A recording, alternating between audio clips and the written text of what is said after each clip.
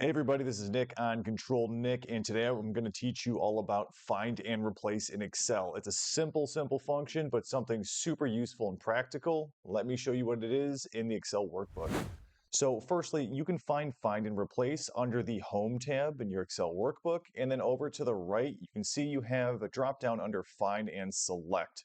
When you select there, you have the first two options, which is find and replace. And when you hover over both of those, it gives you the shortcut, which is Control F to find or Control H to replace. You also have other functions in this dropdown, but we'll just go for the first two because they are super useful.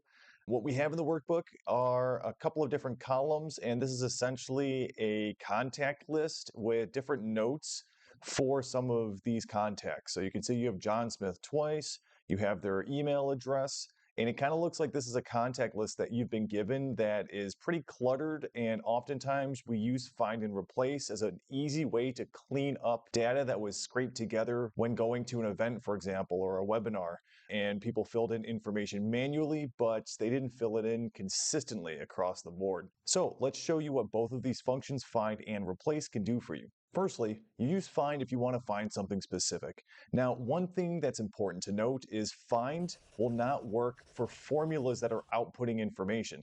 So for example, I'm going to just do Control F to start up the find function. And you can see I already have that populating here.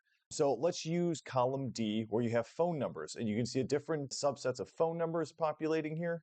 And some of them are just values like -215, -65.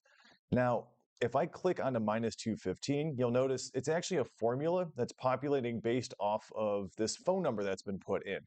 But if you were to try to search for -215 into the find option and select find next, nothing pops up, again because it is a formula. So you need to use the exact text that you're looking for when you're looking for find.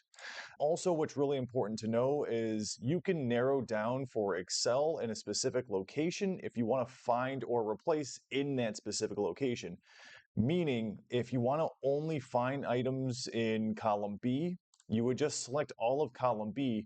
That way, when you're searching for something specific, like let's say John under column B, you can see Excel will start to do that for you. And I'm just pressing enter because as you press enter, Excel will start to look row by row to see is there anything matching John. Now, when you are finding, you don't have to find the exact match. There is an option under find and replace if you were to select more options, and you can select match the case, match entire cell contents, within where, is it the sheet or is it the whole workbook, things of that nature. Typically, you don't use those functions. Typically, you know you're in the tab where you need to find something and then you go from there. But it's just cool to know that Excel will narrow down based off of your Excel selection. And it doesn't just work with whole columns or whole rows. It can also be a subset or an array of different cells as well that you want to find something specific in. So again, let's just show this one more time. Rather than searching John, let's search, I see Noah as a name there. As you continue to press enter, you see that Excel will continue to go down row by row, but starting with the columns left to right as well. What's also really cool about the find function is it's not just capable of finding just one entry, it can find everything related to what you're searching for. So rather than just selecting find next every time, if you instead select find all, it's going to show you the next item, but if you expand this selection, you'll see it gives you all things related to Noah, the item that we were searching for there. So, and you can click around as well, and it gives you some really cool practical information like what workbook it's in, the sheet, which cell, and the value, things of that nature. So super useful, especially if you're trying to find someone specific or a specific phone number. You can do so using the find function. So let's say you have all these different phone numbers in column D, and you just want to clean that up quite a bit.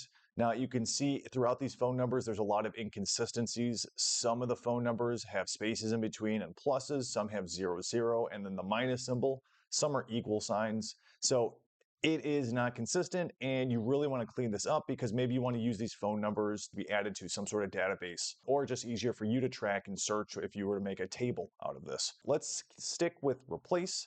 And what I'm going to do is actually select the full column.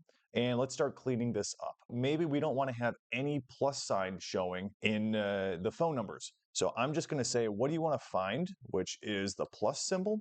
What do you want to replace it with? I actually don't want to replace it with anything. I just want to get rid of all these plus signs so you don't actually put anything in the replace with. Now, please keep in mind, I have column D highlighted because I'm only specific to that column where I want to make these adjustments. And also, replace is very specific. So if you replace with no space here, it's going to just get rid of all of these plus signs. But if I were to do one space, it would actually replace the plus signs with a space. So just make sure you don't have any spaces or anything hidden in there when you're doing the replace. Now, you can just do one replace, but typically when you're doing replaces, you're doing quick adjustments for a large piece of data set. So I'm just going to do replace all. And what Microsoft Excel will do is it'll let you know that this has been done. Everything has been completed with that command. We made 5 replacements. You can click OK. You can see there's no longer plus symbols. We can do the same thing with spaces as well. So let's say we delete the plus, and now we say we want to find what, which is anything with a space in there. So I just click one space on the keyboard. And again, we're replacing with nothing. If I do replace all again, it gets rid of all of the different spaces. Now, you can keep going as well. Let's say we want to get rid of those equal signs so we don't have any formulas. Oh, what did I do there? Let's see. It's because I didn't delete the space. Again, it's very specific. So now I'm not finding space equal sign. I'm finding equal sign and replacing with nothing. Replace all, and you can see it starts to clean everything out. So I'm just going to clean this up a little bit further, get rid of the minus signs, and look at that. We're pretty much good to go.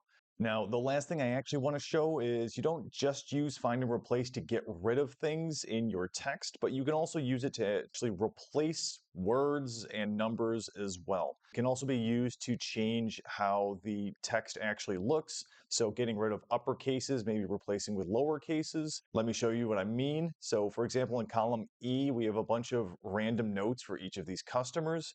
And maybe you want to show VIP customer wherever it shows that as a capital C, or maybe we want to actually call it something different, like VIP contact, for example. So firstly, what you would want to do is type in anything that's VIP customer. Right now, we're not case sensitive, so you could just type it in with a capital C like this, but we'll just use the exact view of it. And let's say we want to replace that with VIP contact instead with a capital C. Now, if you do replace all, you'll notice that Excel will then replace 3. So you have VIP contacts showing in each of these. And if you want to see where those are, you say find what VIP, and we'll make that contact now because we made that change, and find all. And you can see that now it shows up in all 3 of these different spots. That was actually it for today's video. If you found it useful, please consider liking and subscribing. It always helps, and selecting either the videos that are popping up on your screen here that I find relevant. Thanks again for tuning in, and have an amazing day.